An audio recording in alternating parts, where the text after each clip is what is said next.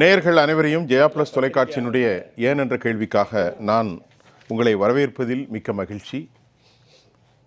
இந்நிகழ்ச்சியில் துறை சார்ந்த ஆளுமைகளுடைய எண்ண ஓட்டங்களை இன்றைய தலைப்பிலே நாம் பேசப் போகிறோம். தற்போது நாம் அமர்ந்திருக்கிறோம் ஆட்சி அமைப்பதில் இழுபறி தொடரும் குழப்பம் என்ற ஒரு தலைப்பையும், இந்திய அரசியலமைப்பு சொல்கிற சட்ட விதிகளையும் நேற்றும் பேசுகிறோம், இன்றைக்கும் நாம் பேசப்போகிறோம்.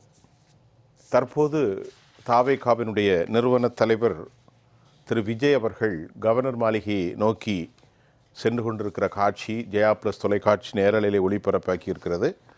அதற்கு முன்பு தமிழ்நாட்டில் ஏற்பட்ட பல குழப்ப நிலைகளில் நாம் ஒரு கணம் அதை செவிமடுத்து மீண்டும் மறாய்வு செய்து இந்த தலைப்பிற்குள் போகலாம்.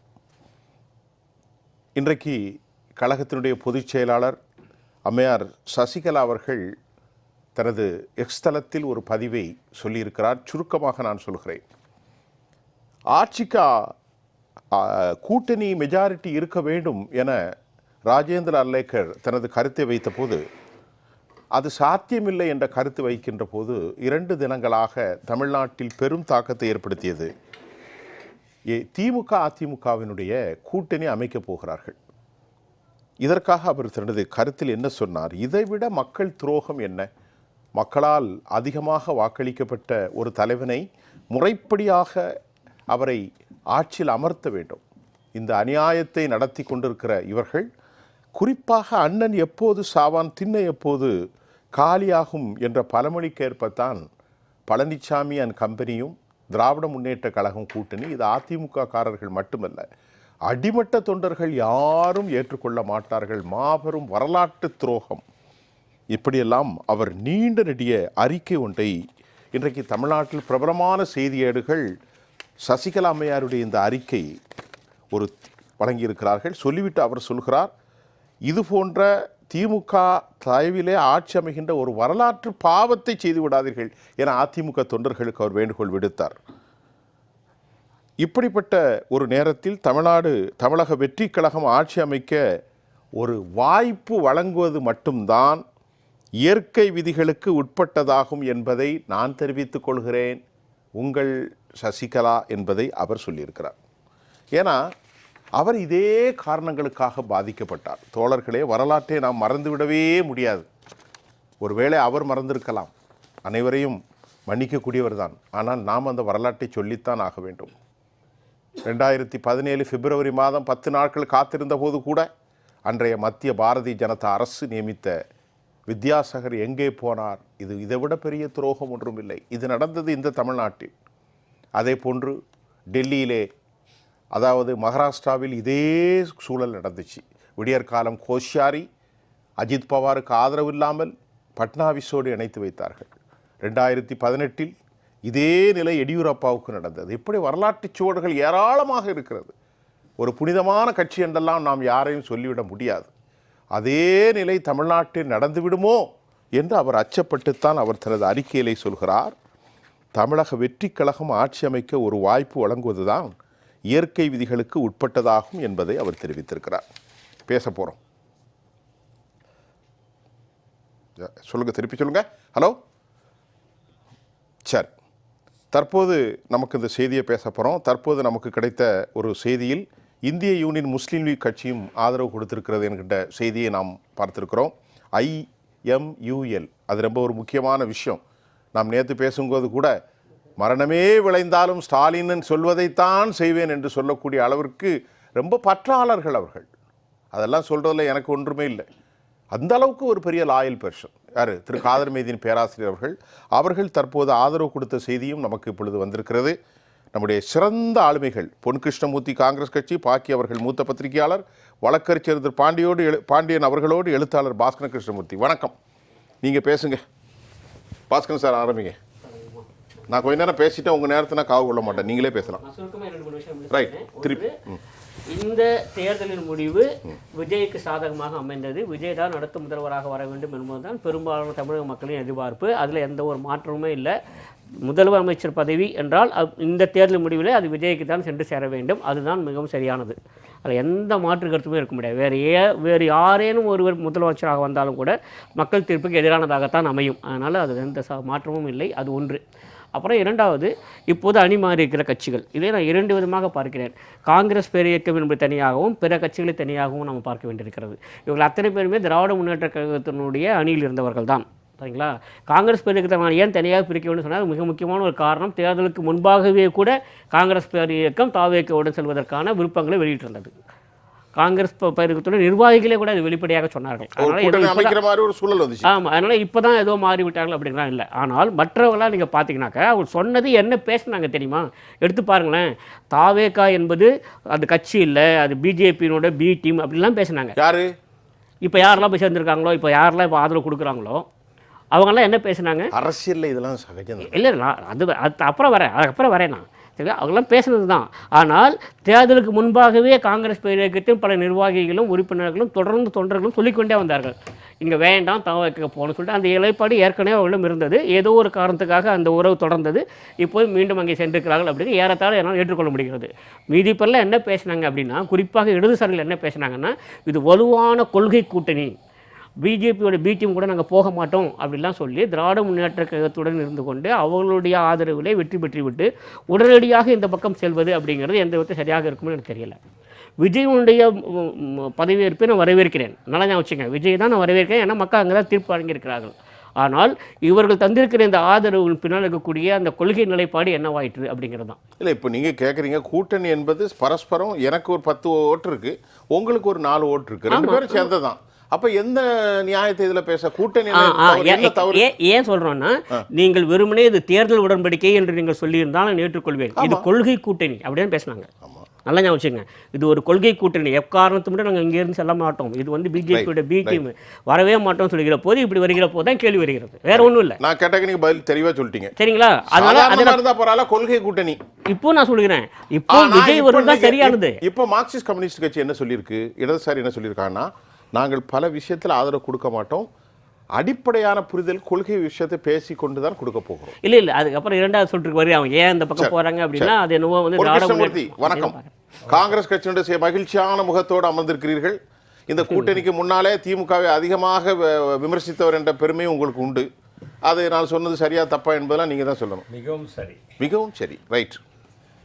அதாவதுங்க, உங்களுக்கு ஞாபகம் இருக்குன்னு நினைக்கிறேன், ஜெயா டிவியில் தான் நான் முதல்ல திராவிட முன்னேற்ற கழகத்தில் கூட்டணி தொடர வேண்டும் என்று சொன்னால் ஆட்சியில் பங்கு, அதிகாரத்தில் பங்கு வேண்டும் என்று நான் கூறினேன். ரைட்டு. அதே நேரத்தில் அதிகமான சீட்டும் வேண்டும் என்று முதலில் குரல் கொடுத்தவன் நான் தான். சரி. அதை எல்லா டிவிலையும் நெறியாளர்கள் எனக்கு ஃபோன் செஞ்சு 28 இடங்கள் கிடைத்தது என்றால் அதற்கு நீங்கள் முதல் காரணம் என்று சொல்லக்கூடிய அளவிலே நான் அதை அழுத்தமாக பதிவு செய்து கொண்டிருந்தேன். Very good, very good. என்ன காரணம் என்று சொன்னால், கடந்த 5 ஆண்டுகளில் எங்களுக்கு ஏற்பட்ட மிக கசப்பான அனுபவங்கள்.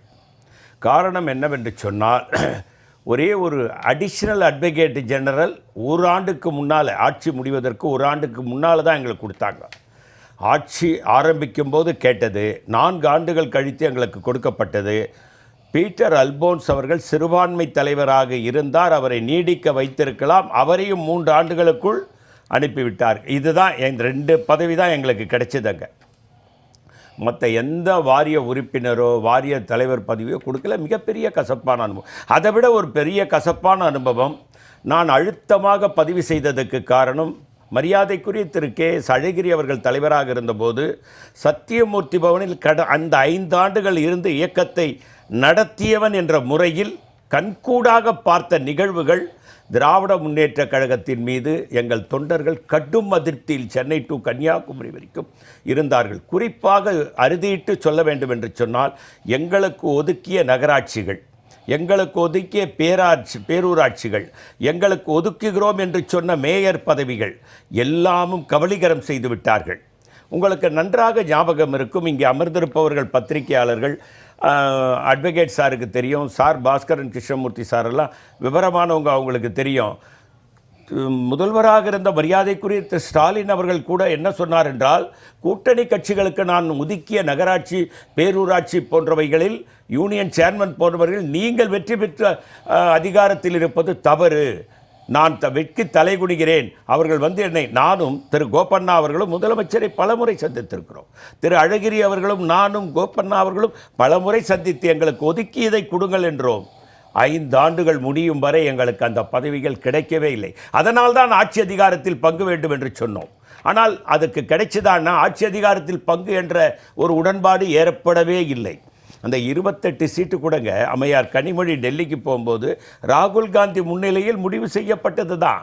அதை சிதம்பரம் போய் 28 சீட்டு முடிவு பண்ணார்ன்றது தவறான தகவல். ராகுல் காந்தியிடம் 28 அண்ணன் தருகிறேன் என்று சொல்கிறார் என்று அம்மையார் கனிமொழி அவர்கள் எங்கள் தலைவர் ராகுல் காந்தியிடம் உறுதியளித்து விட்டு வந்தார். அப்பொழுது தலைவர் ராகுல் காந்தி தெளிவாக சொன்னார், அமைச்சரவையில் பங்கு வேண்டும், உள்ளாட்சித்துறையில் 20% வேண்டும், எல்லாவற்றிலும் எங்களுக்கு பங்கு கொடுத்தால்தான் எங்கள் இயக்க தோழர்கள் உங்களுக்கு வேலை செய்வார் என்று தெளிவாக சொன்னார்கள். ஆனால் இடையிலே புகுந்து திரு சிதம்பரம் அவர்கள் அதை கெடுத்துவிட்டு இன்றைக்கு காங்கிரஸ் 5 கொண்டாந்து, போன முறை உங்களுக்கு தெரியும் அழகிரி அவர்கள் தலைவராக இருந்தபோது 25 இடங்கள் ஒதுக்கினார்கள். கடும் பணி செய்தோம். இப்போ ஒரு கேள்வி ஐயா வரேன். ஒரு ஃப்ளாஷ் நியூஸ் பண்ணுங்க, நாளை காலை விஜய் பதவியேற்க உள்ளதாக அதிகாரப்பூர்வமற்ற தகவல் தெரிவிக்கிறார். சரி, அநேகமாக நாளை காலை அவர் பதவியேற்கலாம் என்ற தகவல் வந்திருக்கிறது. பொன்கி, இப்போ நீங்க ரொம்ப இழிச்ச வாயர்களாக இருந்தீர்கள் என்று உங்களே பல பேர் சொன்னாங்க. தப்பா நினைக்காதீங்க. ஒரு அன்பார்லிமெண்ட் கேள்வி கேட்க வேண்டியது உங்க கடமை, பதில் இல்ல. ஒரு நிமிஷம். என்ன கேள்வின்னா 2006 34 சீட்டு நீங்க ஜெயிச்சீங்க. நீங்க ஏன் மந்திரி பதவி கேட்கல? அவர்கள் என்ன சொல்லிட்டார்கள்? அம்மா இருக்கு வரைக்கும் மைனாரிட்டி திமுக அவங்க மரணம் வரைக்கும் சொல்லித்தான் பாருங்க. அப்ப இந்த முறை நீங்க கேட்டீங்க, ஆனால் உங்களுக்கு அவர்கள் இந்த அளவுக்கு வரும் என்று நினைக்கவில்லை, அப்படித்தானே? இல்ல, இந்த மாதிரி வரும் என்று அவர்கள் நினைக்கவில்லை. அதை விட இன்னொருத்தர் இருக்கார். அவர் பேரு பழனிசாமி. அவர் அண்ணா திராவிட முன்னேற்ற கழகத்தினுடைய பொதுச் செயலாளரா. அவர் என்ன ஆணவத்தில் பேசிக்கிட்டு இருந்தாரு? என்ன பேசினாரு? என்னங்க செங்கோட்டையா அப்படின்னாருங்க. செங்கோட்டையா மம்மட்டியா வசனம் வரும்ல, மலையூர் மம்மட்டியா, ஆணவத்தின் உச்சங்க அது. அதாவதுங்க மேஜைக்கு அடியில போய் அம்மையார் அவர்கள் காலிலே விழுந்து பதவி பெற்றவர். பிஜேபி சொல்லுது அம்மையாரை பார்ட்டியில சேரு, ஓபிஎஸ் சேரு, செங்கோட்டையனை புறம் தள்ளாதே என்று சொல்லுகிறது. அண்ணாமலையை நீக்கினால் தான் உங்களோடு கூட்டணி. செங்கோட்டையா, என்ன ஆணவமான பேச்சுக்கள். அந்த காலத்து மனோகர அவசரம் மாதிரி. ஆனா இன்னைக்கு 40 எம்எல்ஏக்கள் அவரை விட்டு தள்ளி நிற்கிறார்கள் என்ற தகவல் வந்து கொண்டே இருக்கிறது. அடுத்து பேசுவோம். திரு பாண்டியன் சொல்லுங்க.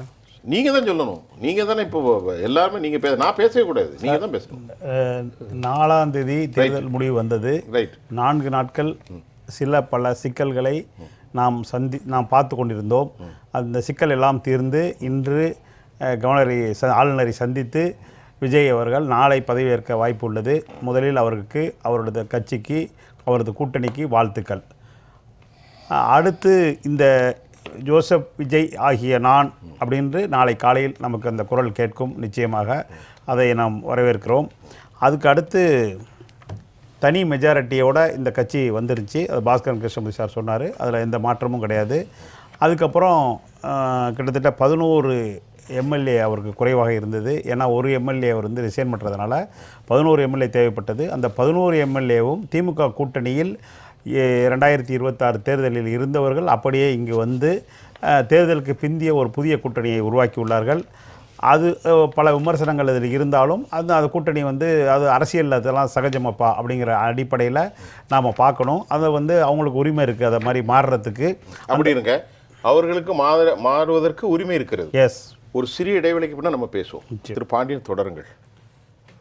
அந்த உரிமை அவங்களுக்கு இருக்குது, அதனால் அவங்க போயிட்டாங்க. அதில் அதை போய் விமர்சனப்படுத்துறதுங்கிறது வேறு. அது கூட்டணி இல்லாமல் அது சம்மந்தப்பட்ட விஷயம். இப்போக்கி ஆதரவு கொடுத்து அவங்க போயிட்டாங்க. இன்னும் சில பேர் இப்போ விசிக, அதிமுகவில் ஒரு பிரிவினர் இவ்வளவும் வர்றதுக்கான வாய்ப்பு இருக்குது. அதுக்கான பேச்சுவார்த்தை போயிட்டுருக்கு. அதுக்கான இது அடுத்த சில நாட்களில் அதையும் நம்ம வேடிக்கை பார்க்கலாம். அதில் ஒன்றும் நமக்கு இது இல்லை. பொன் கிருஷ்ணமூர்த்தி சார் ஒன்று சொன்னார். அதில் எனக்கு அதிகாரத்தில் பங்கு, ஆட்சியில் பங்கு, நிறைய சீட்டு, இது எல்லாமே காங்கிரஸோட உரிமை. தமிழ்நாட்டில் மட்டும் இல்லை, இந்தியாவுக்கும் அது பொருந்தும். அதிலெல்லாம் எனக்கும் மாற்றுக்கிறது கிடையாது. அது அவர் கேட்டதும் அப்பையும் கரெக்டு, இப்போ அதை பற்றி சொல்கிறதும் சந்தோஷமான விஷயம். அதில் அது திமுக கூட்டணியாக இருக்கட்டும், தாவேகா கூட்டணியாக இருக்கட்டும், அதுலேயும் எனக்கு மாற்றுக்கிறது கிடையாது. ஆனால் இது எல்லாமே காங்கிரஸ் மாநில கட்சிகள் உள்ள மாநிலத்தில் மட்டும்தான் கேட்கணுமா அப்படின்னு ஒரு கேள்வியை நான் கேட்குறேன். ஒரு பாயிண்ட்டு, ஏன் அதை சொல்கிறேன்னா அதையும் கூட நான் ஒரு கேள்வியை சாதாரணமாக வச்சுட்டு சாரை கேட்கல. அது வந்து காங்கிரஸ்க்கான ஒரு கேள்வி.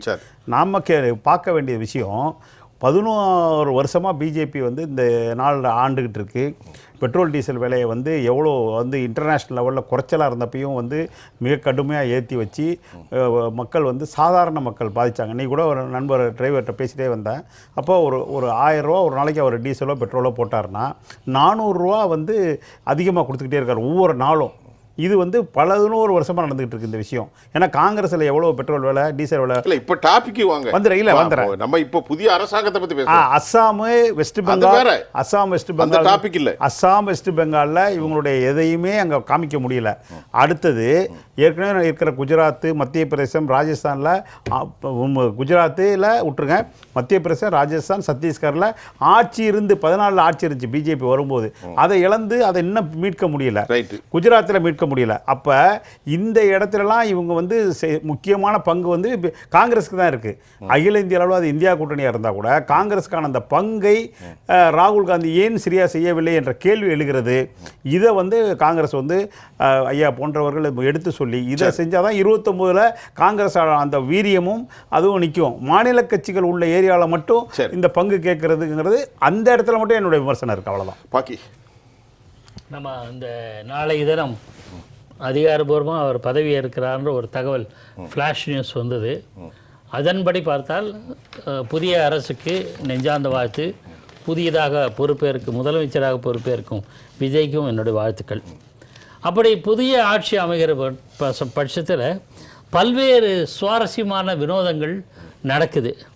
நம்பர் 1, அண்ணா அவர்கள் 1967 உருவாக்கிய திராவிட இயக்க ஆட்சி, நேற்றைய தினம் வரையில் திராவிட இயக்க ஆட்சி, திராவிட இயக்கம் அல்லாத ஒரு மாநில கட்சி ஆட்சியில் அமர்கிறது. இது ஒரு சுவாரஸ்யமான தகவல். முதல் முறையாக தமிழகத்தில் கூட்டணி ஆட்சி. 1952 ராஜாஜி ஆட்சி சொல்லுவாங்க, அது வேற கட்டம்.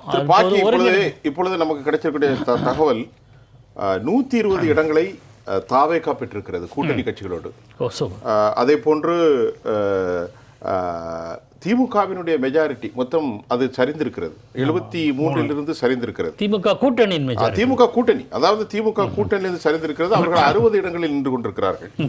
நல்லா கவனித்துக் கொள்ளுங்கள். 60 இடங்களில் அதிமுக கூட்டணியோடு 53, தாவேகா 170 இடங்களை ஃபுல் மெஜாரிட்டியை கூட்டணிகளோடு பெற்றிருக்கிறார். அப்ப ஆட்சி அமைப்பதற்கு அவர்கள் இந்த ரெண்டு கடைசியா வந்து விசிகா கொடுத்த பேர் தான் வந்திருக்கு. 16 விசிகா 2, 18 ஐயுஎம்எல் 2, 20 120 ஆச்சு. ஓகே, வாழ்த்துக்கள். முதல் முறையாக தமிழகத்தில் ஒரு கூட்டணி ஆட்சி அமர்கிறது. இது 2வது வினோதம். 52ல் ராஜாஜி அமைத்தார்னு சொல்லுவாங்க, அது உண்மைதான். ஆனால் அப்போது வந்து ஒருங்கிணைந்த சென்னை மாகாணமாக இருந்தது. இப்போ வந்து தமிழ்நாடு என்ற அளவு சுருங்கிடுச்சு. இன்னொரு விஷயம், கழக ஆட்சி தான் தமிழ்நாட்டில் அமைந்திருக்கிறது. ஒரு காலத்தில் திராவிட முன்னேற்ற கழக ஆட்சி, இல்லை என்றால் அனைத்து இந்திய அண்ணா திராவிட முன்னேற்ற கழகம். இப்போது தமிழக வெற்றி கழகத்தினுடைய திராவிட இயக்கங்கள் ஆட்சி அழிஞ்சதுன்னு எப்படி சொல்றீங்க? இவருடைய பேனர்ல பெரியார் இருக்காரு, கழகம் வெற்றி கழகம் பேர் இருக்க. நான் சொல்றதே, நான் அடுத்து சொல்றது அதைத்தான் சொல்றேன். மீண்டும் கழக ஆட்சி தான் 3வது கழகத்தினுடைய ஆட்சி அமைக்கிறதுன்னு சொன்னேன். நான் சொன்னது அதுதான் சொன்னேன். நீங்க சொன்னது இல்ல, நான் பொதுவா மூன்றாவது கழகம் ஒன்று ஆட்சி அமைக்கிறது. அதிமுக என்ற கழகம், திராவிட முன்னேற்ற கழகம் என்ற கழகம், இப்போது தமிழக வெற்றி கழகம் என்ற 3வது கழகம் ஆட்சி அமைக்கிறது. இது 3வது சுவாரஸ்யமான விஷயம். 4வது நடிகர் ஆட்சி அமைக்கிறார். 1 புரட்சித் தலைவர் எம்ஜிஆர் தமிழ்நாட்டில். அடுத்தது அன்னை ஜானகி அம்மையார். குறுகிய காலம் வந்தாலும் அவங்க முதலமைச்சராக பொறுப்பேற்றார். 3வது புரட்சித் தலைவர் ஜெயலலிதா அம்மையார் அம்மாவுடைய ஆட்சி. இப்போது 4வதாக விஜய் ஒரு 4வது நடிகர் ஒரு கட்சியை அமைக்கிறார் என்ற ஒரு புதிய வினோதமான, அநேகமாக ஆளுநர் மாளிகையில் தான் பதவியேற்பார்னு நினைக்கிறேன். அது எங்கே தெரியணும். அடுத்தது வந்து கட்சி தொடங்கி மிக குறுகிய சில ஆண்டுகளில் ஆட்சி அமைத்தவர் புரட்சித் தலைவர் எம்ஜிஆர். கட்சி தொடங்கி சில மாதங்களில் ஆட்சி அமைத்தவர் என்டி ராமராவ். கட்சி தொடங்கி 2 ஆண்டுகள் கழித்து தேர்தல் களத்தை சந்தித்து ஆட்சி அமைப்பவர் விஜய். இது ஒரு பொருத்தம். 3 பேருமே நடிகர்கள். அதான் தேசிய அளவில் ஒட்டுமொத்தமாக பார்க்குறது. அப்புறம் பிரதான திராவிட இயக்கங்கள் தமிழகத்தில் திமுகவும் அதிமுகவும். இந்த ஒன்று அதிமுக ஆட்சியில் இருந்தால் திமுக எதிர்க்க இருக்கும், திமுக ஆட்சியில் இருந்தால் அதிமுக எதிர்க்க இருக்கும். அதிமுகவும் திமுகவும் எதிர்வரிசையில் அமர்கிற ஒரு வினோதமான சம்பவம் இப்போ நடக்குது. அடுத்தது காங்கிரஸ் கட்சி 1967 ஆட்சியை இழந்த காங்கிரஸ் கட்சி மீண்டும் கோட்டையில் ஒரு அமைச்சர் பதவியிலே அமரப்போகிறது. அதாவது பக்தேஸ்வரம் காலத்தில் வாய்ப்பை இழந்த காங்கிரஸ் கட்சி இப்போது அமைகிறது. இதை விட மிக மிக சுவாரஸ்யமான விஷயம், இது அரசியல் ரீதியாக கவனிக்கப்பட வேண்டிய விஷயம். தாவேகாவுக்கு ஆதரவு கொடுத்திருக்கிற கட்சிகள் என்னென்ன? காங்கிரஸ், இந்திய கம்யூனிஸ்ட் கட்சி, மார்க்சிஸ்ட் கட்சி, விடுதலை சிறுத்தைகள் கட்சி, தற்போது நீங்கள் சொன்ன மாதிரி இந்திய யூனியன் முஸ்லீம் கட்சி. இத்தனை கட்சிகளும் திமுக கூட்டணியில் இடம்பெற்றவை. அப்படி என்றால் இப்பொழுது செய்தி திமுக கூட்டணி 73 60 சரிந்து விட்டது. இப்போ 59 கூட்டணியில் ஒன்றே ஒன்று இருக்கிறது, தேமுதிக. நான் என்ன சொல்றேன், இதன் மூலம் திமுகவின் மீது மக்களுக்கு வெறுப்பு என்பது ஒரு பக்கம், அரசியல் கட்சிகளுக்கே அதிருப்தி என்கிறதை காட்டுகிறது. ஒரு கேள்வி பத்திரிகையாளர், நேற்று வரையில் இந்திய யூனியன் முஸ்லீம் லீக் வரமாட்டேன்னு சொன்னாங்க, அவங்களே வர்றாங்க, திமுக வேண்டாம் என்கிற ஒரு பார்வை இருக்குன்னு தான் அர்த்தம். ஆனா இதுல ஒரு முக்கியமான விஷயம் ஐயா, இதுவரை நான் ஒரு சேனல்ல கூட பேசினேன். இந்த தாவேகாவுக்கு வாய்ப்பை நான் பார்த்துருக்கேன். புரட்சி தலைவர் டாக்டர் எம்ஜிஆர் எந்த தவறும் செய்யல, காயல்பட்டத்தில் செருப்பு வீசப்பட்டார். எந்த தவறு செஞ்சார் அவர்? அந்த அளவுக்கு கருணாநிதி மீது விசுவாசம் இருந்தார்கள் இஸ்லாமியர்கள். இந்த முறை IUML மாறி வந்திருக்கு. இஸ்லாமிய இளைஞர்கள், கிறிஸ்தவர்கள், தலித்துகள் எல்லாரும் வாக்களித்திருக்கிறார்கள். அப்படி என்றால் திமுகவின் மீது இருந்த மாயை சோழி முடிந்திருக்கிறது. திமுக சரிவில் வரும்போது பழனிசாமி அவரோட பங்காளியாக போகிறார் என்ற செய்தி வந்திருக்கு. அம்மா சசிகலா அம்மா அறிக்கை விட்டுருக்காங்க. அதை பத்தி ஒரு பத்திரிகையாளர் என்ன சொல்றீங்க?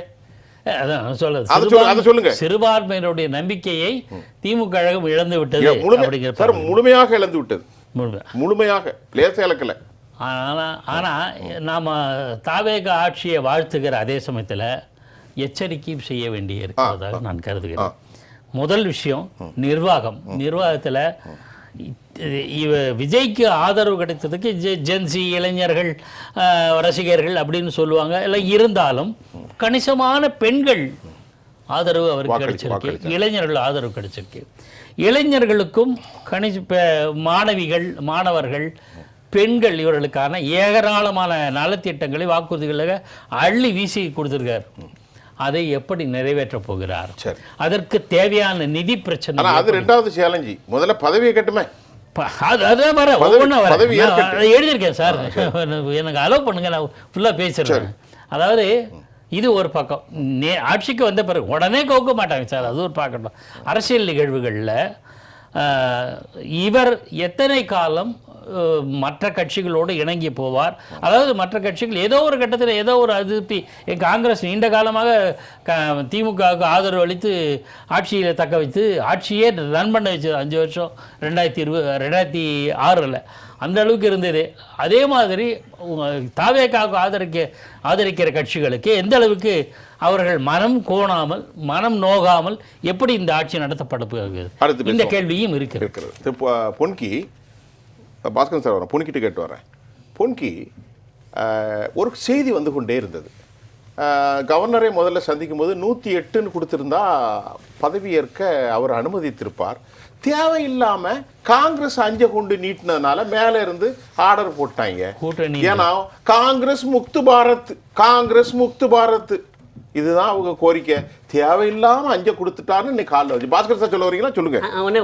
நீங்க சொல்லுங்க. ஐயா ரெண்டாவது சொல்லுவாங்க. அதாவது என்னன்னா, தனிப்பெரும் கட்சியாக நீங்கள் உரிமை கோருவதற்கும் ஒரு கூட்டணியாக இருந்து பெரும்பான்மை இருக்கிறது என்று சொல்லி உரிமை கோருவதற்கக்கூடிய வித்தியாசம் தான். ஆளுநர் அவர்கள் என்ன சொன்னாங்கன்னா, நான் கேள்விப்பட்ட வரையில் எனக்கு தெரியாது, ஐயாவுக்கு தான் எனக்கு கிளியராக தெரியும். அவங்க என்ன சொன்னாங்கன்னா, நீங்கள் பெரும்பான்மை இருக்கிறது என்று சொல்லி நீங்கள் உரிமை கோருகிறீர்கள், அப்போ பெரும்பான்மைக்கு காட்டுங்க, அது கூட நேரடியாக கொண்டு வர வேண்டாம், நீங்கள் வந்து யார் நீங்கள் லிஸ்ட் மட்டும் கொடுங்கன்னு தான் கேட்டாங்க. இதே தனிப்பெரும் கட்சியாக இருந்திருந்தால் இந்த பிரச்சனை இருக்காது அப்படின்னா மத்திய அரசு சார்பாக இருக்கக்கூடிய வழக்கறிஞர் கூட அதான் சொல்லியிருக்காங்க. ஒரு விளக்கத்துக்காக ஐயா அதுமே சொல்லுவாங்க.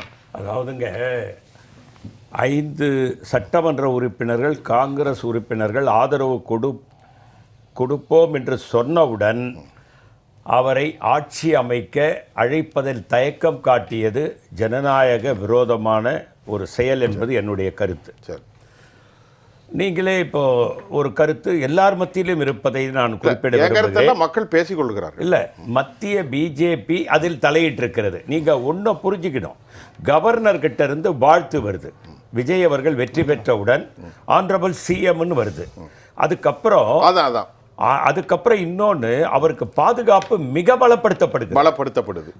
ஒரே நாளில் காங்கிரஸ் போய் இணைந்தவுடன் அந்த பாதுகாப்பு வாபஸ் பெறப்படும். அப்போ நீங்க பாத்தீங்கன்னா பிஜேபி என்ன நோக்கத்தோடு இருக்குதுன்னா, தனக்கு ஆதரவான நிலைப்பாட்டில் விஜய் வர வேண்டும் என்ற எண்ணத்தில் செயல்பட்டது.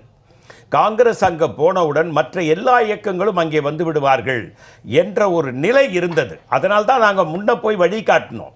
இன்னைக்கு எங்களுக்கு ஒரே நோக்கம் தாங்க, மதசார்பற்ற இயக்கம் தமிழகத்திலே வர வேண்டும். ஏன்னா இன்னைக்கு மதசார்பற்ற இயக்கம் உள்ள ஒரு ஆட்சி எங்கே நடக்குதுன்னா பஞ்சாபில் மட்டும்தான் நடக்குது. கண்டிப்பாக மற்ற எங்கேயுமே நடக்கலை. இப்போ மம்தா பானர்ஜி நடத்திக்கிட்டு இருந்தாங்க, இப்போ அதுவும் போயிடுச்சு.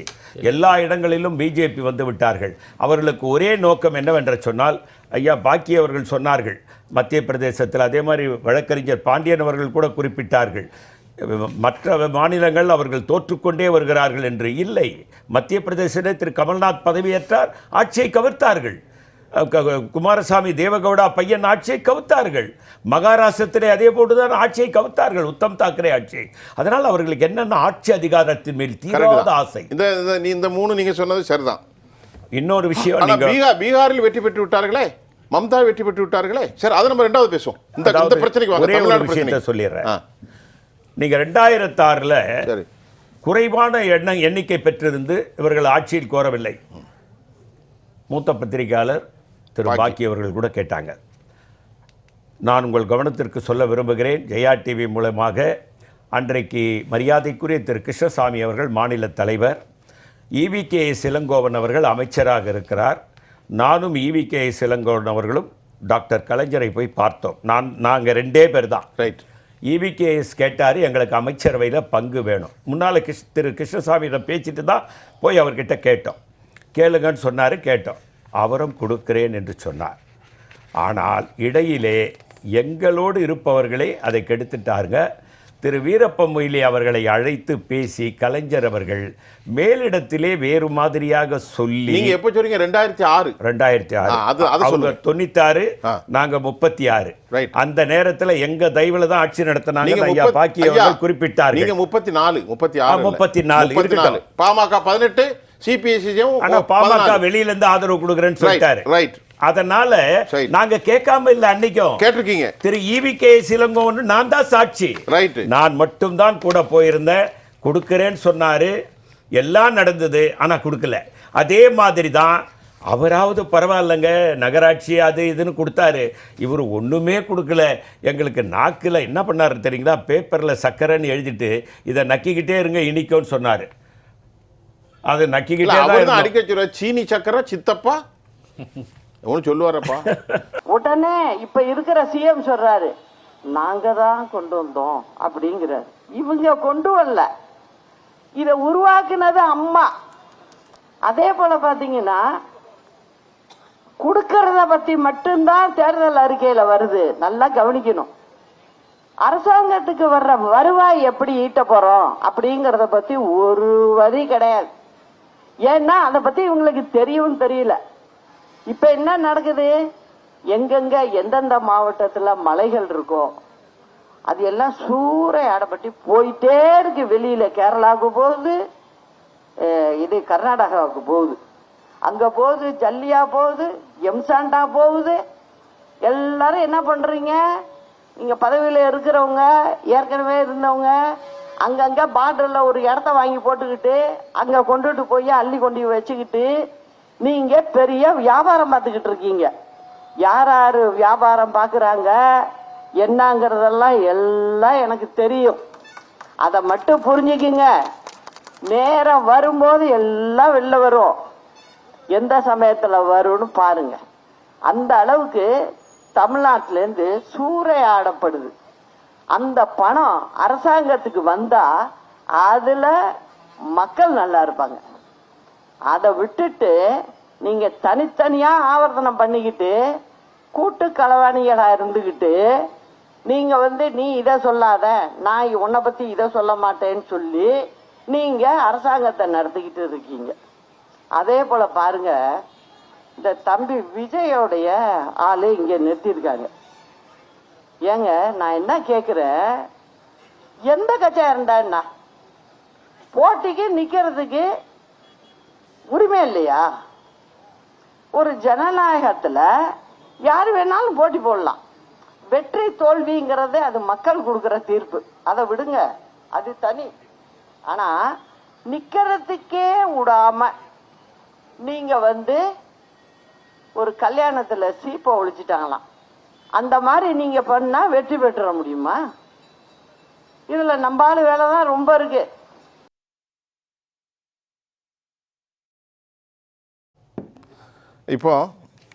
இப்போ அம்மையார் சசிகலா அவர்கள் ரொம்ப அழகாக பேசுகிறாங்க. கூட்டு களவாணிகள் அது எப்போ விளக்கமாகிறது? பொன்கி யார் பதில் சொல்ல போகிறாரு? அதுக்கு எல்லாருக்கும் உரிமை இருக்கிறது. இது எப்போ வெளிப்பட்டதுனால அவர் சொன்னது இதெல்லாம் நடக்குன்னு நினைக்கல. ஆனால் அவர் ஒரு ஞான புத்தியோடு சொல்றார். கூட்டு களவாணிகள் யாரை சொல்றாரு? யாரை சொல்றாங்க? திமுக அதிமுக ரெண்டையும் சேர்த்து தான் சொல்றாங்க. சொல்லுங்க. காரணம் என்னவென்று சொன்னால், ஒரு கட்டத்தில் 2 பேரும், அதாவது அண்ணா திராவிட முன்னேற்ற கழகத்தினுடைய பொதுச் செயலாளராக இருக்கக்கூடிய திரு பழனிசாமி அவர்கள் எப்படி பதவி பெற்றார் என்று உலகமே அறியும். அந்த பதவி ஆசை அவரை விடவே இல்லை. அதே போன்று மரியாதைக்குரிய திராவிட முன்னேற்ற கழகத்தினுடைய தலைவர், அவருடைய மகன் எல்லோரும் அந்த பதவியில் எப்பொழுதும் இருக்க வேண்டும், அதிகார பசி. அதனால் 2 பேரும் கூட்டு சேருவார்கள் என்று ஒரு தகவல் 2-3 நாட்களாக வந்து கொண்டே இருக்கிறது. அதைத்தான் அம்மையார் சசிகலா அவர்கள் மிக தெளிவாக சொன்னார்கள், கூட்டு களவாணி. ஐயா பொன்கி, அது நேத்து முந்தானே செய்தி. அம்மா எப்ப சொன்னாங்க? அப்போ எலெக்ஷனுக்கு முன்னாலே சொல்லிட்டாங்க. அப்போ எலெக்ஷன் அவங்க ஒரு தீர்க்கதரிசியா சொன்னிருக்காங்க. அதை தீர்க்க தரிசனம், தீர்க்க தரிசனமா சொன்னதை முடிஞ்சு போச்சா? நாம உண்மையிலேயே வரவேற்கிறேன். நான் அவங்க எவ்வளவு துல்லியமாக இவர்களை புரிந்து வைத்திருக்கிறார்கள் என்பதை நான் புரிந்து கொள்ள முடிகிறது. 2 பேருக்கும் ஆட்சியிலே அதிகாரத்திலே பங்கு வேண்டும். ரெட் லைட் காரிலே போகணும், முன்னாலே ஒரு போலீஸ் பந்தோபஸ்து, பின்னால இந்த ஆசைகள் உள்ளவர்களாகத்தான் அவர்கள் இருக்கிறார்கள். மக்கள் நலனிலே அவருக்கு அக்கறை இல்லை. பெருந்தலைவர் காமராஜர் அவர்கள் பின்னாலே ஜீப் வரும்போது நிறுத்தினாராம். ஏன் என் பின்னால வரீங்க நீங்க? அதெல்லாம் வரக்கூடாது, என்ன மக்கள் பாதுகாப்பதுக்கோங்க, நீங்களாம் யாரும் வராதீங்க, நான் முதல் சங்க ஊதிட்டாலே நீங்க ஏன் சங்க ஊதிட்டாலே மக்களுக்கு பாதுகாப்பு கொடுங்கன்னாரு. இன்னைக்கு பாத்தீங்கன்னா முன்னால 8 ஜீப்பு, பின்னால 8 ஜீப்பு, அது இதுன்னு ஒரு பெரிய ஆடம்பரமே. இன்னைக்கு காவல்துறையில நிறைய இடங்கள்ல இன்னைக்கு பிரச்சனைக்கு காரணம்னா காவல்துறை வேறு வகையில் பயன்படுத்தப்படுவதனால ஏற்படுகிறது. சொன்னாங்க. நாம் பார்க்கிறோம், மார்க்சிஸ்ட் கம்யூனிஸ்ட் தொடர் சண்முகம் அவர்கள் தற்போது விஜய் அவர்களுக்காக இந்த பொன்னாடை பொறுத்துகிற காட்சியும் கூட ஜெயா பிளஸ் ஒளிபரப்பாக்கி கொண்டிருக்கிறது. அந்த காட்சி நாம் பார்க்கின்றோம். சொல்லுங்கள். அதனால இன்றைக்கு கழகங்கள் இல்லாத ஆட்சி வர வேண்டும் என்று காங்கிரஸ் விரும்பி முதலிலே போய் அவருக்கு ஆதரவு கொடுத்தோம். அதே நேரத்தில் நீங்க பார்த்தீங்கன்னா நான் விஜயை ரொம்ப பாராட்டுறேன். என்ன காரணம்னா, கடைசி வரை மதசார்பற்ற அணியில் இருப்பவர்களோடு நான் கூட்டணி வைக்க மாட்டேன் என்பதில் உறுதியாக இருந்தார். இன்னைக்கு கூட நீங்க பாத்தீங்கன்னா மதசார்பற்ற அணியில் இருக்கக்கூடிய திராவிட முன்னேற்ற கழகத்தில் இருந்த கூட்டணிகளை அவர் அனுமதித்தார். மதச்சார்பின்மைக்கு எதிரானவர்கள், மதச்சார்பின்மைக்கு எதிரானவர்களை அவர் யாரையும் அவர் சாரி அதை பத்தி தப்பு இல்லை, சொல்லுங்க வார்த்தைகள். அதாவது மதச்சார்பின்மை மேல நம்பிக்கை உள்ளவர்களை சேர்ப்பதற்கு அவர் தயாராக இல்லை. அதனால்தான் யாரையுமே மதச்சார்பின்மைக்கு நம்பிக்கை உள்ளவர்களின் மீது மட்டுமே சேர்க்கப்படுற மதச்சார்பின்மை இல்லை. மதச்சார்பின்மை யாரெல்லாம் நம்புகிறார்களோ அவர்களோடு தான் கூட்டு. புரியுதா உங்களுக்கு? மதசார்பற்ற நம்பிக்கை இருக்கவங்க கூட கூட்டணி கூட்டு அவங்கள தான் இப்ப கூட்டணியில சேர்த்திருக்காரு. காங்கிரஸ், கம்யூனிஸ்டுக்கு அந்த மாதிரியான எண்ணம் இல்ல, முஸ்லீம் லீக்குக்கு அந்த மாதிரியான எண்ணம் இல்ல, திருமாவளவனுக்கு அந்த மாதிரி எண்ணம் இல்லை. ஆகவே அந்த மாதிரியான எண்ணங்கள் இல்லாதவர்கள் அவரை நான் ரொம்ப பாராட்டுறேன்னா என்ன காரணம்னா, மதசார்பற்ற அணியை, அதாவது அதிமுக இன்னைக்கு ஒரு குரூப் சேரலான்னு சொன்னா கூட அவர் அனுமதிக்கல. பாருங்க, எனக்கு ஆட்சியே போனாலும் பரவாயில்ல, கடைசி வரைக்கும் அதை வேணான்ட்டார். அதுதான் அதுக்கு காங்கிரஸ் ஒரு கண்டிஷன் போட்டதாக செய்தி வந்துச்சு. நீங்க அந்த தேசிய முற்போக்கு கழகம் முன்னணியிலிருந்து யாரையும் கூப்பிடக்கூடாது அப்படின்னு காங்கிரஸ். இல்லைங்க, அப்படி இல்ல நாங்க எந்த கண்டிஷனும் போடல. ஆனா அவருடைய மனதுல அவர் எப்போதுமே காங்கிரஸ்ல சேருவதற்காக வந்தார். ராகுல் காந்தியோட பல ஆண்டுகளுக்கு முன்னாலே பேசினார். அவருடைய இப்போது சமீபமாக அவருடைய வீடியோக்கள் வருகிறது. காங்கிரஸை பற்றியும் ராகுல் காந்தியை பற்றியெல்லாம் மிக பெருமையாக பேசிய வீடியோக்கள் வருகிறது. பொன்கி, ஒரு முக்கியமான கேள்வி, மிக முக்கியமான கேள்வி, பாக்கி எல்லோருக்குமான கேள்வி, நீங்கள் பதில் சொல்லுங்கள். நமக்கு நேரம் எஞ்சி ஒரு 15 நிமிடம் இருக்கிறது. இப்பொழுது தமிழ்நாட்டில் கழகங்கள் அதிமுக திமுக என்று மட்டும்தான் இருந்தது. பழனிசாமி கடைசி அத்தியாயத்தை எழுதுகிறார். சிவி அவருடைய கதை இதோட முடிந்ததுங்க. எப்படி சொல்றீங்க? அவருடைய அரசியல் ஏன்னா அவரோட இப்ப இருக்கிறது 7 எம்எல்ஏ தான். 7 பேரா? ஆமாங்க. சிவி சண்முகத்தோட 40 பேர் இருக்கிறதா தகவல் வந்துகிட்டே இருக்கு. ஓ, இப்படி ஒரு பதம் நடக்கும். ஆமா, சிவி சண்முகம், வேலுமணி 40 எம்எல்ஏக்களை பத்திரமாக பாண்டிச்சேரியில வைத்து அவர்களுக்கும் பழனிசாமிக்கும் தொடர்பு இல்லையோ? தொடர்பு நிச்சயமாக இல்லை என்றுதான் எனக்கு வருகின்ற தகவல். உங்களுக்கு வந்தா முக்கியமான தகவலா? ஆமா, எனக்கு இருக்கக்கூடிய அரசியல் நட்பு வட்டாரத்திலிருந்து 40 எம்எல்ஏக்கள் அவரை விட்டு தள்ளி நிற்கிறார்கள். காரணம் என்னவென்று சொன்னால் பிஜேபி அவரை வெறுக்கிறது. அவரோடு இருந்தால் நமக்கு ஆபத்து வரும் என்று 40 பேர் அவரை விட்டு தள்ளி நிற்பதாக எனக்கு தகவல். ஆகவே பிஜேபியே திரு பழனிசாமி அவர்களுடைய அரசியல் வாழ்க்கையை இந்த தேர்தலோடு முடித்துவிடும் என்று நான் உறுதியாக நம்புகிறேன். சரி, பாண்டியன். பொன் கிருஷ்ணகிரி சார் சொன்னதை வந்து கிட்டத்தட்ட கடைசியாக சொன்னாங்க சார். சொல்லட்டும் சார், சொல்லுங்க. இல்ல அவர் ஐயா, சொல்லுங்க சார். நீங்க சொல்லுங்க. நம்ம தான் இல்ல, இல்ல, மூணு செய்திகளை விட்டு சொல்லணும். இன்று மதியம் திமுகவை சேர்ந்த நாடாளுமன்ற உறுப்பினர் திருமதி கனிமொழி அவர்கள் எங்களுக்கு நாடாளுமன்றத்திலே காங்கிரசுடன் சேர்ந்து இருக்க வேண்டாம், எங்களுக்கு தனியாக இருக்கை ஒதுக்குங்கள் என்று அதிகாரப்பூர்வமாக கடிதம் எழுதியிருக்கிறார். கண்டிப்பா கண்டிப்பா. அது ஒன்று. அதனால நாடாளுமன்றத்திலே இருக்க மாட்டேன்னு. அதுக்கு என்ன அர்த்தம் அப்படின்னா, அதுக்கு என்ன அர்த்தம்னா, அந்த இந்திய கூட்டணியிலிருந்து நாங்கள் வெளியே வந்து விட்டோம், நாங்கள் தனியாக செயல்பட போகிறோம் அப்படிங்கிறது. அது தேசிய அளவில் அது எந்த அளவுக்கு மிகப்பெரிய ஒரு தாக்கத்தை இந்திய கூட்டணி இல்லை. ஆமாம், அது எந்த அளவுக்கு பெரிய தாக்கத்தை ஏற்படுத்தும். குறிப்பாக நாடாளுமன்றத்தில் காங்கிரஸினுடைய குரல் வலுவாக இருந்திருந்தது. அது சற்றே குறைவதற்கான சாத்தியங்கள் அது குறையாது, இன்னும் அதிகமாக வலுவோடு நாங்கள் குரல் கொடுப்போம். அதில் மாற்று கருத்து இல்லை. ஏன்னா திராவிட முன்னேற்ற கழகத்தோடு நாங்கள் என்றைக்கு இழந்தோமோ அன்றைக்கு பன்றியோட சேர்ந்த கன்றுக்குட்டியா. இவ்வளவு பெரிய கடுமையான வார்த்தை சொல்றீங்க, வேற என்ன தெரியுது? நான் அதுக்கு பொறுப்பேற்க முடியாது. நீங்க சொன்னீங்கன்னா அதுக்கு நான் பண்ண முடியும். நீங்க பொறுப்பே இவ்வளவு வெறுப்புல கட்சிக்குள்ள இருந்திருக்கீங்க, அதுக்கு நான் ரெக்கார்ட் ஆயிட்டு லட்சம் மக்கள் பார்த்து கொண்டிருக்கிறார்கள். சேர்ந்து வீணா போயிட்டோம். இன்னைக்கு எனக்கு இப்ப அம்மையார் கனிமொழி எழுதியது எனக்கு நான் தெரியல. அது சார் பாஸ்கரன் கிருஷ்ணமூர்த்தி சொன்னது எனக்கு ரொம்ப மகிழ்ச்சிங்க, அளவற்ற மகிழ்ச்சி அடைகிறேன். பொன்கி, ஒரு நிமிஷம் இருங்க. பொன்கி, இவ்வளவு கடினமான வார்த்தையை, அந்த வார்த்தையை நீங்கள் பயன்படுத்தினீர்கள், என்ன காரணம்? உங்களுக்கு அவ்வளவு கொதிப்பு வந்திருக்கு சார். கடந்த 5 ஆண்டுகள்ல மிக மிக மிக மிக கசப்பான அனுபவங்கள்ங்க. நாங்கள் மிக மிக அவமானப்படுத்தப்பட்டோம். எங்கள் இயக்கத்தோழர்களுக்கு ஒரு சின்ன உதவி கூட பண்ணுவதற்கு அவர்கள் சட்டமன்ற உறுப்பினர், எங்க கவுன்சிலர், திராவிட முன்னேற்ற கழக கவுன்சிலர் கூட எங்களுடைய சாதாரண எளிய தொண்டனுக்கு, எங்கள் காங்கிரஸ்காரன் இன்னைக்கு தலையில் எண்ணெய் கூட வைக்க முடியாத பல பேர் இருக்கிறான், அவன் போய் ஒரு உதவி கேட்டால் கூட பண்ணுறது கிடையாது. அப்படிப்பட்ட நிலையில் 5 ஆண்டுகள் அவர்களை நாங்கள் தூக்கி சுமந்தோம். இன்றைக்கு நாடாளுமன்றத்திலே எங்களுக்கு காங்கிரஸ் ஆட்சிக்கு வர வேண்டும் என்று தான் தமிழகத்திலே 40 இடங்கள் வெற்றி பெற்றோம். நீங்கள் காங்கிரஸ் மட்டும் கூட்டணி இல்லைன்னா நான் உறுதியாக இந்த இடத்திலே சொல்ல முடியும், திராவிட முன்னேற்ற கழகம் 10க்குள் சுருங்கி போயிருக்கும். 5 அல்லது 6 தான் வெற்றி பெற்றிருக்கும். காரணம், காங்கிரஸ் மேலே வர வேண்டும் என்பதற்காக. உங்களுக்கு கூட நல்லா ஞாபகம் இருக்கும், 1980 நாடாளுமன்ற தேர்தலில் காங்கிரஸ் வெற்றி பெற்றது. அன்னை இந்திரா காந்தி உயிருடன் இருக்கிறார். அப்போது அந்த நேரத்தில் என்ன நடந்தது? உடனே சட்டமன்ற தேர்தல். எம்பி சுப்பிரமணியம் அப்போ தலைவர். உடனே புரட்சி தலைவர் எம்ஜிஆர் அவர்கள் ஆட்சி பிடிச்சார்.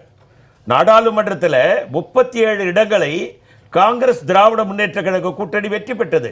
2 இடங்கள் நாங்கள் தோல்வி விட்டுறோம். ஒன்று சிவகாசி, ஒன்று கோபிச்செட்டிப்பாளையம். கோபிச்செட்டிப்பாளையத்தில் திருவேங்கடம் என்பவர், அவருடைய பேச்சுக்கள் சரியில்லை என்பதனால் காங்கிரஸ்காரர்களே அவருக்கு வேலை செய்யவில்லை. இன்னொன்று ஜெயலட்சுமி சிவகாசியிலே, அவரும் காங்கிரஸ் தான் தோத்துது. அப்போ அந்த நேரத்தில் உடனே சட்டமன்ற தேர்தல் வருகிறது. வந்தபோது புரட்சி தலைவர் எம்ஜிஆர், உங்களுக்கு தெரியும், மவுண்ட் ரோட்ல பதவி ஏற்றார், ஞாபகம் இருக்கு உங்களுக்கு? அப்போ நீங்க பாத்தீங்கன்னா நாடாளுமன்றத்திற்கு தமிழக மக்கள் ஒரு விதமாக வாக்களிக்கிறார்கள், சட்டமன்றத்திற்கு ஒரு விதமாக வாக்களித்த வரலாறு இருக்கிறது. ஐயா பாக்கி, ஏன் அப்போ எம்ஜிஆர் தேர்தலை எதிர்கொள்ள வேண்டி வந்தது? எம்ஜிஆர் ஆட்சியை கலைத்தது மத்திய இருந்த எந்த கட்சி அப்படின்னு நான் கேட்டா அது அரசியல் ஆகும். இருந்தாலும் அதெல்லாம் வரலாறு. ஒன்று. ரெண்டாவது, எப்பொழுது நிலை சொல்லுங்க. இப்போ திமுக அதிமுக கழகம் 40 சீட்டு வெளியில் போயிடுச்சு 7 தான் அப்படிங்கிறாரு. எந்த அடிப்படையில் சொல்கிறாருன்னு தெரியல. பல்வேறு நிகழ்வுகள் இருப்பது ஊடகங்களில் பல்வேறு வதந்திகள் கிளப்பப்பட்டன. என்னை பொறுத்தவரையில் அப்படி இல்லை. நானும் சில பேரோடு பேசினேன். அனைத்து இந்திய அண்ணா திமுகவினோடு சேட் பண்ணியிருக்கேன் மொபைலில். அதனால் அதற்கான சூழலில் அதெல்லாம் சரி அவர் சொல்லுகிறார். அது அவரோட பார்வை, அது ஒரு அரசியல் பார்வை. அவருக்கு இது திராவிட முன்னேற்ற கழகத்தின் மீதான கோபம் இப்போது அதிகரித்து வார்த்தையே ரொம்ப கடினமா போட்டாரு. அதுக்கு அவர் தான் பொறுப்பு. அதான் நான் இல்லை, அதான் மறுக்கல. நாளை கூட்டணி சேரக்கூடிய வாய்ப்பு சொல்லுவார்கள், அதை பார்த்துக் கொள்ளலாம். என்னன்னா திமுக கழகம் கடந்த பல காலமாகவே காங்கிரஸ் கட்சி உதாசீனம் செய்து வந்தது. அதான் கூடா நட்புன்னு சொன்னாங்க. 2014 காங்கிரஸ் உறவை துண்டித்து கொண்டார்கள். உள்ளாட்சி தேர்தலில் ஐயா அவர்கள் பொற்கி அவர்கள் சொன்னாங்க, தெளிவாக சொன்னாங்க, பல்வேறு சமயங்களில் ஏளனமாகவும் இலக்காரமாகவும் நடத்தினாங்க. பல தலைவர்கள் என்னென்ன பேசினாங்க. தளபதி மதுரையில் இருந்தவர் என்ன சொன்னார், அப்புறம் KN நேரு பல்லக்கு தூக்கிட்டு இருக்க முடியாதுன்னு சொன்னார். இதெல்லாம் சம்பவங்களாக இருக்குது. அப்போது காட்டாத கோபம் தேர்தலுக்கு முன்பே காட்டியிருந்தாலும் கூட ஓரளவு தாவேக்காவோடு இணைந்த ஒரு கணிசமான இடங்களை பெற்றிருக்கக்கூடும். கரெக்ட். இவரை இன்னும் சொல்ல போனால் தாவேக்கா மெஜாரிட்டிக்காக இவ்வளோ கஷ்டப்பட்டிருக்க வேண்டியதில்லை. கணிசமான காங்கிரஸ் கட்சியினுடைய எம்எல்ஏக்களையும் தாவேக்கா எம்எல்ஏக்களும் சேர்த்து அப்போதே கூட்டணி ஆட்சியை எளிதாக அமைச்சிருக்கலாம். அதெல்லாம் ஏன் தவற விட்டார்கள் என்று தெரியல. நம்ம பார்வைன்னா மதச்சார்பற்ற கட்சி அப்படின்னு சொல்லும்போது மதச்சார்பற்ற கட்சி எல்லாமே இந்த பக்கம் வந்துடுச்சுன்னா ஒரு கேள்வி, நான் அது பொதுவாக இந்த மாதிரி விஷயங்களை தவிர்ப்பேன். இந்திய யூனியன் முஸ்லீம் லீக் என்ற பெயர் இருக்கிறது. மன்னிக்கணும் நான் சொல்றது, பொதுவாக இது மாதிரி சென்சிட்டிவ் விஷயம், அது மதச்சார்புள்ள கட்சியா இல்லையா என்கிற தெளிவுபடுத்தினா போறோம். எனக்கு திரு பாண்டியன், இப்போ நாளை காலை 11 மணிக்கு நிறைவு கருத்தை கேட்குறேன். திரு விஜய் அவர்கள் பதவியேற்க போகிறார். இடதுசாரி தலைவர்களை சந்தித்திருக்கிறார். அவருக்கு பொன்னாடைகள் போர்த்தப்படுகிறது. மலர் கொத்து பரஸ்பரம் அவர்கள் பரிமாறிக்கொள்கிற காட்சி காணப்படுகிறது. தற்போது 120 இடங்களில் அவர் மெஜாரிட்டேரி அலையன்ஸ் பார்ட்னர். கடைசியாக விடுதலை சிறுத்தைகளை பற்றி ஒரு விஷயம் வரல நமக்கு, ஆனால் 118 இடங்கள் வந்திருக்கிறது, அப்படித்தானே? ஆனால் 120 என்று ஒரு பிரதான தொலைக்காட்சி தனது தலைப்பிலே சொல்லிக் கொண்டிருக்கிறார். விடுதலை சிறுத்தை வந்துருங்கிற அடிப்படையில் விடுதலை சிறுத்தைகள்கிட்ட சமீட்சை வந்திருக்கும் என்று நான் நினைக்கின்றேன். சொல்லுங்க. இப்பொழுது அது அந்த லீகல் அல்லது நம்பர் பிரச்சனை முடிஞ்சிருச்சு. காலையில் 11 மணிக்கு பதவி ஏற்றுக்க போகிறாரு. நாளைக்கு சில இதில் 11 மணிக்கு அவர் பதவி ஏற்கும் போதே முடிஞ்சோடனே சில கையெழுத்து போட போகிறாரு. அது தமிழ்நாட்டோட நலனுக்கு சாதாரண மக்களுக்கான ஒரு பெரிய வெற்றியாக இருக்குங்கிறதுல எனக்கு மாற்று கருத்தே கிடையாது. ஏற்கனவே பாக்கியும் ஒருத்தர் சொன்னார், இது ஒரு கழகம் ஆட்சி, இது பெரியாருடைய, நீங்களே சொன்னீங்க, அந்த அவருடைய கொள்கை தலைவர்கள் பெரியார் படத்தை போட்டு வச்சிருக்காரு. அது இல்லாமல் முதல் மாநாட்டிலே அவர் சொல்லியிருக்காரு, அந்த ஒரு கடவுள் நம்பிக்கை தவிர மற்ற எல்லாமே அவருடைய கொள்கையை நான் ஏற்றுக்கிறேன்னு சொல்லியிருக்காரு. அந்த அடிப்படையில் தான் இந்த ஆட்சி போகும் அப்படின்னு நான் கருதுகிறேன். அப்புறம் இந்த இடதுசாரிகள் மற்ற விசிக IUML எல்லாம் போயிருக்கிறதுனால இவங்க இந்த விஷயத்தில் ஒரு பிஜேபி அந்த அவரும் கொள்கை எதிரி பிஜேபின்னு சொல்லியிருக்காரு. அந்த அடிப்படையில் அவங்க அந்த ஒரு 13 பேரும் அதில் தெளிவாக இருப்பாங்கன்றத என்னுடைய நம்பிக்கையை நான் தெரிவிச்சுக்கிறேன். அதுக்கப்புறம் இப்போ ஒரு இந்தியா கூட்டணியிலேருந்து திமுக வெளியில் வருது அல்லது பிரிகிறது அப்படின்னு கூட வச்சுக்கோம் அந்த விஷயத்தை. அப்போ அதில் மாநில கட்சிகளின் கூட்டமைப்பு வர்றதுக்கு மிகப்பெரிய வாய்ப்பு இருக்குது. அதுக்கு இன்றைக்கி அகிலேஷ் யாதவ் நேற்று ஒரு ட்வீட் பண்ணியிருக்காரு. இது மாதிரி இக்கட்டான நிலைமையில் முன்னாள் முதல்வர் அல்லது திமுக தலைவர் ஸ்டாலின் அவர்களுக்கும் மம்தா அவர்களுக்கும் டிஎம்சியோட தலைவர் மம்தா அவர்களுக்கும் அவங்க என்ன பண்ணியிருக்காங்க, நான் நிற்பேன் அப்படின்னு சொல்லி அவங்க 2 பேர் படத்தையும் போட்டு அவர் உருக்கமான ஒரு விஷயத்தை கொடுத்துருக்காரு. இது ஒரு பெரிய மாற்றத்தை இந்தியாவில் ஏற்படுத்த போகுது. இது நான் 2014 சொன்ன மாநில கட்சிகளின் கூட்டமைப்பு வரணும்னு, அது இப்போ வர்றதுக்கான வாய்ப்பு ரொம்ப பிரகாசமாக இருக்குது. அதுக்கான வாய்ப்பு இருக்குது. அதில் விஜய் சேருவாராங்கிறத நம்ம இப்போ பொறுத்திருந்து தேசிய அளவுலேயே கால் பதிப்பாருங்கிறீங்க. அப்போ பொதிக்கணும் இந்த இடத்துல மாநில கட்சிகள். திரு பாண்டியன், தமிழ்நாட்டில் அப்பொழுது என்றால் திராவிட முன்னேற்ற கழகத்துக்கு ஒரு செட்பேக் ஆகுமோ? ஆகாது. ஏன்னு கேட்டிங்கன்னா இப்போ ஒரு பொன்கிருஷ்ணன் காங்கிரஸோடு அவர்கள் கோலிஷன் ஆயிட்டாங்க. இல்லை, 26% ஓட்டு வாங்கிய அதிமுக சுருங்கி கொண்டே இருக்கிறது. 19 சுருங்கி கொண்டே இருக்கிறது. இப்பொழுது 26% வந்து விட்டது கூட்டணி சேர்த்து.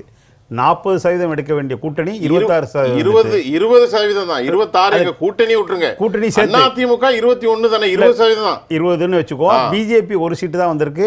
அப்ப தமிழ்நாட்டில் பிஜேபி எத்தனை பர்சன்டேஜ் வந்து 3க்குள்ள.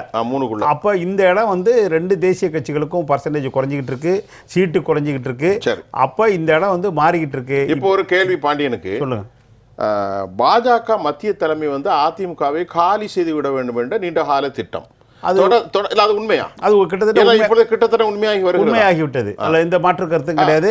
இப்போ ஐயா சொன்ன கிருஷ்ணமூர்த்தி சார் சொன்னது மாதிரி ஒருவேளை 47 வந்து இப்போ பெரிய அளவுக்கு 3 மந்திரிகள், முன்னாள் மந்திரிகள் தலைமையில் அந்த அவங்க ரெடியாக இருக்காங்க. அவங்க சொல்லியிருக்கிறது முக்கியமான எனக்கு கிடைச்ச தகவல் வந்து ஃப்ளோர் டெஸ்ட் முடிஞ்ச உடனே அவங்களுக்கான வாய்ப்பை ஏற்படுத்த போகிறாங்க.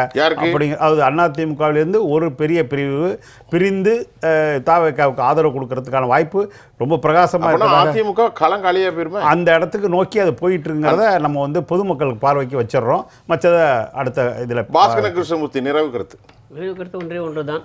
முதல்ல வாழ்த்துகள் திரு விஜய் அவர்களுக்கு. புதிய முதலமைச்சராக பதவியேற்க போறார். எனக்கு எனக்குள்ளே இருக்கக்கூடிய ஒரு ஐயம், ஒரு சந்தேகம், அடிப்படையற்ற ஐயம், கொஞ்சம் கூட அடிப்படையில் ஆதாரமே இல்லை. ஒருவேளை திராவிட முன்னேற்ற கழகம் சொல்லித்தான் இடதுசாரிகள் அங்கே சென்றிருக்கிறார்களோ என்று. ஏனென்றால் முன்னாள் அமைச்சர்கள் மீது ஏராளமான ஊழல் வழக்குகளுக்கு அனுமதி தர வேண்டி வரும். அப்போதெல்லாம் ஒரு முட்டுக்கட்டை போடுவதற்கு அவங்களுக்கு வேண்டிய ஆட்கள் வேணும்னு நினைக்கிறேன். அதனால அவர்கள் வந்து அடிப்படையற்ற சந்தேகம். காங்கிரஸ் ஏற்கனவே எதிர்ப்பு நிலை எடுத்துவிட்டது. திராவிட முன்னேற்ற கழகத்துக்கு ஆதரவாக நிச்சயமாக செயல்பட போவதில்லை. அதனால் நமக்கு ஆதரவாக செயல்படக்கூடியவர்கள் அங்கே இருந்தால் மிகவும் நன்றாக இருக்கும். ஏன்னா பெரும்பான்மைக்கு அவர்களுடைய ஆதரவு தேவைப்படுகிறதுனால இவர்களுக்கு எதிராக எந்த ஒரு தீவிரமான நடவடிக்கை வந்தாலும் அதை தடுத்து காப்பதற்காக இவர்கள் வேண்டும் என்பதற்காக இங்கே 6-7 பேர் அனுப்பி வைக்கப்பட்டிருக்கலாம். இது அடிப்படையற்ற சந்தேகம். பயங்கரமான பங்கர் பஸ்டரை போடுகிறார். இல்ல நான் வந்து அடிப்படை இல்லாம சொல்றேன். அதெல்லாம் இதெல்லாம் அனுபவம். என்னுடைய ஸ்டைல் அது. நீங்க அந்த மாதிரிலாம் சொல்லல. அதனால இல்ல திராவிட முன்னேற்ற கழகத்தை கூட ஐயூஎம் இருக்கக்கூடிய அந்த பிணைப்பு நமக்கு நல்லா அதை வச்சு சொல்றேன். நான் வந்து நீங்க சொன்னீங்க ஒரு வார்த்தை கடுமையா எனக்கு என்ன வருத்தம்னா கோபம்னா, நேற்று வரைக்கும் உங்களோட பயணம் பண்ணோம். நேற்று வரைக்கும் உங்க வெற்றிக்காக நாங்க பாடுபட்டிருக்கோம். திராவிட முன்னேற்ற கழக ஆட்சி நல்ல ஆட்சின்னு களத்தில் நின்று நாங்கள் சொல்லியிருக்கிறோம். ஆனால் நீங்கள் என்ன பண்ணுறீங்க, இன்றைக்கு உங்களை எதிர்த்து போராட்டம் நடத்தலை. மயிலாடுதுறையில் யாரை எதிர்த்து நடத்துகிறோம்? கவர்னரை, பிஜேபி எதிர்த்து நடத்துகிறோம். நீங்கள் எதுக்கு எங்கள் தோழர்களை அடிக்கிறீங்க? ஒரு தோழர் இவர்கள் அடித்து நீங்கள் எல்லாம் காட்சி ஊடகத்தில் எல்லாரும் பார்த்துருப்பீங்க. அப்படியே போய் கீழே விடுறாரு. அதை பார்க்கும்போது எங்களுக்கு எவ்வளோ வருத்தம் இருக்கும். எங்கள் தோழரை அதுவும் காங்கிரஸ் துண்டை போட்டுக்கிட்டு அப்படியே நெடுஞ்சானா போய் விடுறாரு. எந்த மாதிரியான ஒரே ஒரு கேள்வி, நீங்கள் அந்த வார்த்தையை சொன்னதை வாபஸ் வாங்கிக் கொள்கிறீர்களா? ஏன் வாபஸ் வாங்க முடியாது? அந்த வார்த்தை கொஞ்சம் கடினமாக இருந்தது. சரி, ஏதோ ஒரு கோபத்தில் நான் சொல்லி தேவையில்லை. வாபஸ் வாங்கணும். காரணம் நீங்க TKS இளங்கோவன் என்ன சொன்னாரு, DR பால் என்ன சொன்னாரு, துரோகத்தின் முழு உருவம் காங்கிரஸ் சொன்னாரு. அதோட இது ஒண்ணும் இல்லைங்கிறீங்க. அதோட இது ஒன்றும் பெரிய வார்த்தை இல்ல. துரோகத்தின் மொத்த உருவம் காங்கிரஸ். எத்தனையோ துரோகத்தை பார்த்து விட்டோம், இந்த துரோகத்தை நாங்கள் சந்திப்போம் சொல்றாரு. அப்ப காங்கிரஸ் நெஞ்ச நிமித்தி காட்டினவங்க. இப்போ ஐயா கேட்டாங்க ஒரு மதசார்பற்ற அணியா முஸ்லீம் லீக்னு. ஆமா, அது அப்புறம் பேசுவோம். முஸ்லீம் லீக் மதசார்பற்ற அணி என்று நான் அவர்களுக்கு சர்டிபிகேட் கொடுப்பேன். அது வேற வார்த்தை. நீங்க ஜின்னா என்ன சொன்னாரு, ஒரு நாள் முன்னால இது பெற்ற உடனே அவர் சொன்னாரு இனி இஸ்லாம் நாடுன்னு சொன்னாரு. 6 மாதத்துல மதசார்பற்ற நாடு பாகிஸ்தான் சொன்னாரா இல்லையா? அதனால் லியாகத் அலிகான் சுட்டு கொல்லப்பட்டாரா இல்லையா? அதெல்லாம் நம்ம போனோம்னா நீண்ட வாதம். இப்போ நேயர்களே, ஆட்சி அமைப்பதில் இழுபறி தொடரும் குழப்பம் என்றுதான் நாம் ஆரம்பித்தோம் 7 மணிக்கு. தற்போது 7:55க்கு அந்த குழப்பம் தீங்கி இருக்கிறது. ஜனநாயக களத்தில் நம்முடைய மிகச்சிறந்த எமினன்ட் டிஸ்டிங்க்ட் பெர்சனாலிட்டிஸ்ன்னு சொல்லலாம், மிகச்சிறந்த ஆளுமைகள். திரு பாண்டியன் வழக்கறிஞர், நீண்ட நெடிய அனுபவம் உள்ள திரு பாக்கி பத்திரிகை துறையில் நாட்டினுடைய தேசிய தலைநகரிலே கோலாச்சினார் இந்தியன் எக்ஸ்பிரஸ் தினமணி பத்திரிகையில். அதை போன்று மரியாதைக்குரிய என்றும் எங்களோடு கதைக்கக்கூடிய எம்முடைய பொன்கி அவர்கள், அதை போன்று சொல்வதை நயமாக அழகான நாகரிகத்தோடு பேசுவார் திரு பாஸ்கரன் கிருஷ்ணமூர்த்தி. இப்படி ஒவ்வொரு பரிணாமத்தையும் நாங்கள் கேட்டோம். இன்னும் நிறைய பேச போகிறோம், கதைக்க போகிறோம். இன்றைக்கு அம்மையார் திருமதி சசிகலா அவர்கள் ஞான புத்தியோடு ஒரு செய்தியை சொல்லியிருந்தார், கூட்டு களவாணிகள் என்று. தற்போது அதுதான் நடந்து கொண்டிருக்கிறது. நேற்று முந்தானத்தெல்லாம் அப்படித்தான் வந்துச்சு, கூட்டணி அமைக்க போறார்கள் திமுக அதிமுக. அதைத்தான் அவங்க சொன்னாங்க 1 மாதத்துக்கு முன்னாடி. இந்த நிகழ்ச்சியில் வந்து கலந்து கொண்ட உங்கள் அனைவருக்கும் உளப்பூர்வமான நேயர்களை மீண்டும் மற்றொரு களத்தில் நான் உங்களை சந்திக்கின்றேன். அதுவரை மீண்டும் அடுத்த செய்தியில் உங்களை சந்திக்கும் வரை நான் உங்கள் சுஃபியான், ஜெயா பிளஸ் தொலைக்காட்சிக்காக நன்றி. மீண்டும் சந்திப்போம்.